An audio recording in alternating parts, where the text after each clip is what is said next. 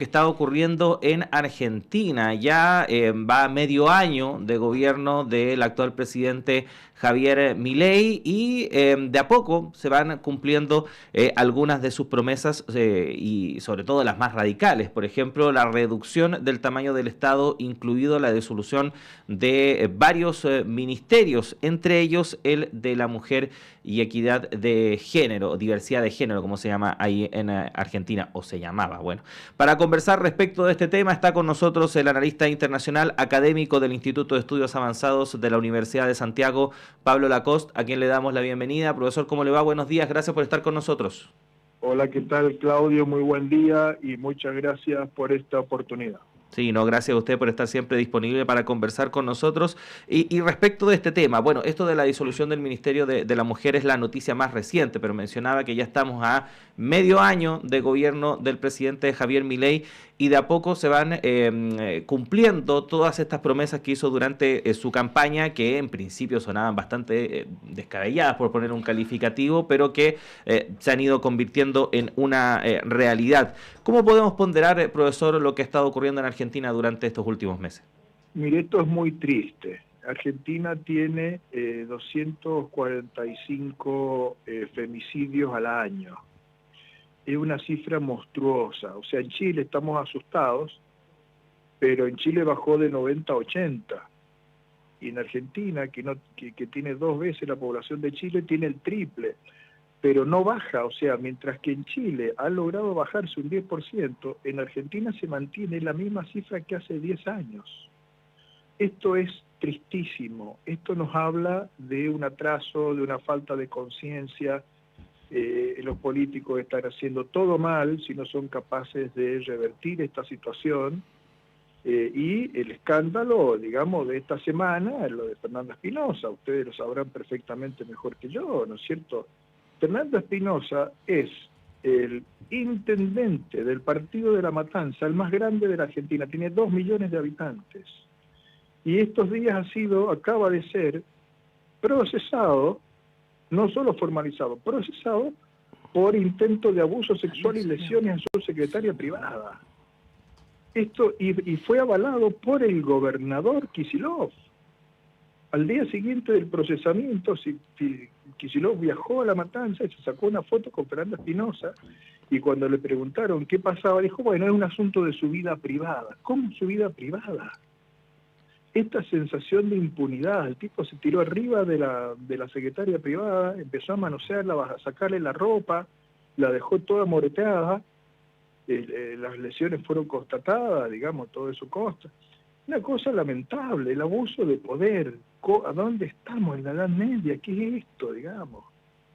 Es realmente un atraso impresionante que los propios políticos están generando esta sensación de impunidad al abuso sobre la mujer. Una cosa increíble, ¿no? Profesor, el terminar con el Ministerio de la Mujer, obviamente que tiene efectos prácticos, pero también efectos simbólicos muy, muy relevantes. Y este hecho que usted acaba de mencionar, demuestra que hay a lo mejor, porque nosotros vemos a las mujeres argentinas súper activas, las hemos visto sobre todo, por ejemplo, en todo lo que fue la batalla legislativa por el aborto legal, en fin, pero en la población argentina en general, desde el punto de vista de las concepciones que hay respecto a las mujeres y a la cultura patriarcal, ¿hay efectivamente avances o a lo mejor todo lo que estamos comentando no es más que el resultado de una sociedad que no tiene muy claro que las mujeres somos personas y tenemos derechos y etcétera, etcétera? Mire, primero tenemos que reconocer que estamos en América Latina, y en América Latina tenemos un atraso brutal porque hasta hace muy poco la mujer era jurídicamente considerada imbécil, en el sentido de débil de cuerpo, alma y carácter. Así Eso es. era legalmente, eso se impuso en la época colonial, y cambiar eso fue muy lento, muy lento. O sea, en el siglo XIX se mantuvo bastante intacto ese elemento, después se fue cambiando muy lentamente para que la mujer fuera adquiriendo derechos. La mujer no tenía derecho a firmar contratos, a comprar, a vender, porque era considerado como un menor de edad, salvo, bueno, si usted era una viuda, donde, bueno, ahí sí ya podía tener esos derechos. Entonces, pasar de eso, que era de la época colonial, a una situación de mayor reconocimiento igualitario, es un proceso cultural muy lento, donde los sectores más conservadores siempre se van oponiendo, van poniendo el palo en la rueda. Y entonces, bueno, esto es una lucha enorme que hay que dar, que demanda tiempo, que demanda dedicación. Todos los académicos estamos involucrados en esto. Yo he escrito el libro La mujer y el vino justamente contando todo eso. Encontré un caso de una mujer que fue encerrada en la hacienda, en una cárcel privada, por los celos del marido y por la influencia del comisario de la Inquisición. Pero esto pasó en el Reino de Chile, una cosa espantosa. Bueno, todo es lo que hay que cambiar, ¿no? Esa situación de la época colonial ha ido cambiando un poco, pero estamos todavía con mucha tarea pendiente. Uh-huh. Dentro de esto viene el caso de Milei. Entonces, ¿qué pasa con Milei? Bueno, Milei por un lado es un ignorante en muchísimos temas. No sabe de ciencia política, no sabe el tema de la mujer, no sabe de relaciones internacionales, no sabe de sociología, no es capaz de distinguir socialdemocracia de socialismo real, de populismo, de kirchnerismo. Para él, todo lo que sea del centro hacia la izquierda es lo que él ha visto en Argentina como el kirchnerismo, la corrupción, la hiperinflación, la fábrica de pobres. Entonces él traspola lo que hicieron los kirchneristas en Argentina a cualquier expresión del centro de la izquierda, incluyendo los avanzados socialismos nórdicos de Finlandia, de Suecia y todo. Entonces, ¿qué nos está diciendo? Que es un ignorante en todas esas áreas. ¿Por qué llega al poder en un país que supuestamente tiene conciencia? Es un país culto, supuestamente. ¿Cómo? Es un país culto. Claro, pero llega Milei no por lo que él piensa del tema de la mujer, llega porque explotó la economía, porque con la hiperinflación y con la hipercorrupción de los kirchneristas es un caso totalmente descontrolado y él llega como un bombero a apagar un país que se está incendiando de una manera torpe, agarra un hacha y rompe la puerta para sacar una anciana que se está quemando. En ese contexto llega Milei. Entonces, la enorme ignorancia que él tiene en todos esos ámbitos, solamente fue disculpado. O sea, a pesar de eso, la gente se tapó las narices y votó a Milei para que enderece la macroeconomía, porque es imposible vivir en un país que tiene 300% de inflación. Entonces, yo creo que de alguna manera Milei tiene la misión de enderezar la macroeconomía, lograr bajar la inflación y lograr el equilibrio fiscal, y terminado eso se va a tener que ir, porque no tiene nada más para aportar. Yo no creo que la sociedad argentina se aguante todo eso. O sea, por ahora le aguanta a Milei hasta que se resuelva este desastre que hay en la economía, en tener más del 50% de la población en la pobreza, problemas de hambre. Toda esta situación desastrosa es lo único donde se le ha dado como una especie de posibilidad de intervenir transitoriamente a Milei para que enderece eso, y después eso se cerrará y vendrá gente razonable a reconstruir el Estado, ¿no es cierto? Y eso incluye reconstruir el Ministerio de la Mujer, que es fundamental. Uh-huh.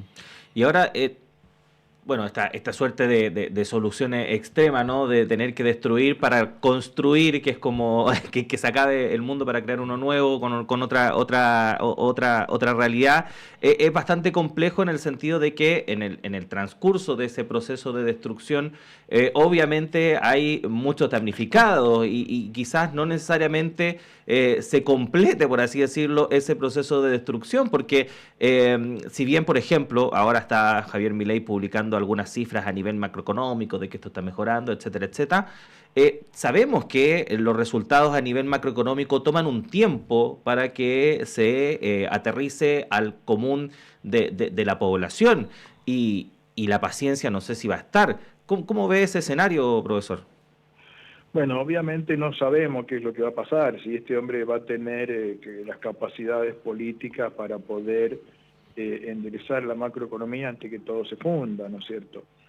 Tiene muchas limitaciones, tiene limitaciones de carácter, de temperamento, no le gusta hacer política, no tiene paciencia para ir buscando acuerdos, para ir construyendo de abajo para arriba, no tiene nada de paciencia, o sea, tiene tantas limitaciones que no se sabe si esto va a funcionar o no. Entonces hay una incertidumbre enorme en Argentina. Entonces no podemos predecir. Lo que estamos tratando de hacer es explicar lo que está ocurriendo.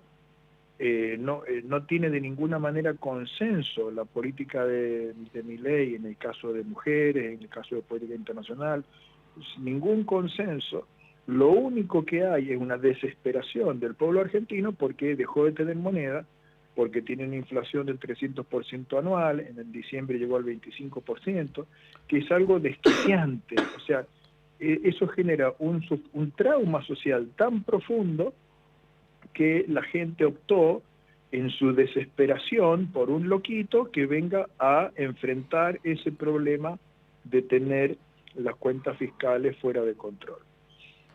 ¿Lo logrará o no? Y no lo sabemos. Por lo pronto, la inflación está bajando, o sea, del 25% mensual que tuvo en diciembre, ahora estamos en un 5% y bajando, que también es, digamos, un 5% de inflación mensual es un disparate, pero por lo menos se va logrando un cierto equilibrio y hay muchos economistas que dicen que si esto se logra para fin de año concretar, puede empezar a retomarse el crecimiento económico a partir del año que viene. Eso es más o menos lo que se está percibiendo. Y bueno, y si la economía empieza a crecer, empieza a absorberse mano de obra, empieza a bajar la pobreza, bueno, podrá cerrarse este ciclo y después vendrán políticos normales a reconstruir el Estado, a poner nuevamente a funcionar sus funciones esenciales y se recuperará la situación de la mujer, ¿verdad? Esto podría ocurrir o no, en fin, esto nadie lo puede predecir por ahora. No, evidentemente no, pero profesor, justamente usted acaba de mencionar todas las expectativas que hay en materia económica de lo que podría pasar y de lo que podría lograr Milei y de lo que podría efectivamente significar bajar los índices de pobreza, que podría empezar un crecimiento. La experiencia de nuestro país y de América Latina y del mundo en general demuestra que esas cosas toman tiempo también. Y Claudio preguntaba hace un rato cuál es el costo, porque entre tanto hay pobres, hay gente que tiene hambre, hay niñas que se prostituyen, hay cosas que son irreversibles en una sociedad. Y si este señor logra todo eso, ¿por qué los argentinos después de que lo logra querría cambiarlo? Porque lo único que tiene interesante para el pueblo argentino, Milei, es su obsesiva lucha por reconstruir el equilibrio fiscal. Cuando habla de los otros temas, no dice ninguna cosa coherente. No entiende. O sea, él se declara anarcocapitalista, es un anarquista. El anarquista detesta el Estado. Y él detesta el Estado. Entonces él se considera a sí mismo como un topo que está dentro del Estado para destruirlo. Pero eso es un disparate, porque el Estado es el que provee salud pública, educación pública, seguridad, lucha contra los monopolios, contra el abuso de los más poderosos sobre los más débiles. Entonces no tiene ninguna coherencia. No tiene nada más para aportar. Se terminó ahí, ya está. Digamos, es un bombero. El bombero viene cuando está el incendio arreciando y viene a apagar las llamas. Terminado el incendio, el bombero no tiene sentido, no tiene nada que hacer ahí. Tienen que venir los arquitectos, tienen que venir los pintores, tienen que venir los decoradores, tienen que venir todos los creativos. El bombero lo único que tiene que hacer es estar ahí con una actitud recia apagando el incendio. Y acá hay otro tema, y es el gran problema que tiene el peronismo argentino, que no tuvo una autocrítica. O sea, este desastre que nos ha llevado a tener un loquito como Milei como presidente es resultado de la ideología del peronismo, del gasto fiscal irresponsable financiado con emisión monetaria que termina recurrentemente en las hiperinflaciones. O sea, esto no es que Milei llegó del cielo, no, es resultado de una degradación y de una clase política irresponsable que jugó constantemente a eso. El peronismo no tuvo lo que tuvo la izquierda chilena, que fue la capacidad de una autocrítica profunda con pensadores como Garretón. Como no hizo esa autocrítica, siguió insistiendo una y otra vez, como desde hace 80 años pensaba Juan Perón. Se acuerda que Perón dio el golpe de Estado en 43, tomó el poder, puso en marcha esta técnica de usar el Estado generando un proceso de expansión del gasto fiscal para ganar elecciones de corto plazo, y eso, en la carta, él lo dice explícitamente en la carta que le mandó al presidente de Chile, Carlos Ibáñez del Campo, en febrero del año 53, después de haber venido acá a visitarlo en el Trasandino. Esa es la táctica del peronismo para ganar elecciones. Se genera una maquinaria invencible. Bueno, el peronismo lo ha aplicado durante 80 años y los demás partidos se sumaron a eso. Los radicales, las otras fuerzas, incluso los propios gobiernos militares siguieron con eso. Esa actitud desemboca en el desastre económico que hay en Argentina, que explotó la hiperinflación, explotó la pobreza, explotó la economía, y entonces dijeron, bueno, van a buscar a alguien de afuera, medio loquito, a Milei, que enfrente esa situación enferma. Esa falta de autocrítica diferencia a Argentina y Chile, porque en Chile sí hizo la autocrítica, y la izquierda del 90 para acá siempre mantuvo la clara conciencia de mantener el equilibrio fiscal, de no tener inflación, salvo los loquitos que hicieron los retiros, pero bueno, eso es otra cosa. Pero en general mantuvo el equilibrio y eso le ha dado gobernabilidad. Lo aprendió Bolivia, Evo Morales también mantuvo el equilibrio fiscal. Lo aprendió la izquierda de Ecuador, con Rafael Correa también mantuvo el equilibrio fiscal. Lo aprendió Brasil, Lula mantuvo el equilibrio fiscal. O sea, toda la izquierda moderna latinoamericana mantuvo eso, lo entendió. En cambio, los kirchneristas en Argentina no. Entonces, después de 20 años explotó toda la economía y vino esta situación de locura que está hoy, que no sabemos hacia dónde va a ir, ¿verdad? Sí, que el problema ahí es que finalmente la lección que se saque de todo esto es que la fórmula es la que imponga Milei, y en ese sentido, a futuro, cuando se quiera, por ejemplo, recuperar, por así decirlo, el Ministerio de la Mujer, se diga, no, porque estamos funcionando lo más bien con estos 5 ministerios, ¿para qué vamos a gastar plata? Y por algo Milei logró el milagro. El fisco, recuperando esto, ese es como el riesgo. Pero bueno, profesor, lamentablemente se nos acabó el tiempo, son las 8 de la mañana en punto. Obviamente vamos a requerir de su ayuda más adelante para seguir comentando lo que esté ocurriendo allá en Argentina y en otras partes del mundo. Así que agradecerle el contacto, que esté muy bien. Muchas gracias, Claudio, muchas gracias, Juanita, nos vemos en la próxima. Hasta la próxima, que esté muy bien. Tenemos que hacer una pausa, como les contaba, son las 8 en punto, pero siga nuestra sintonía porque ya llega Patricio López para continuar con el programa. Juanita, nos reencontramos mañana martes. Hasta mañana, que esté muy bien.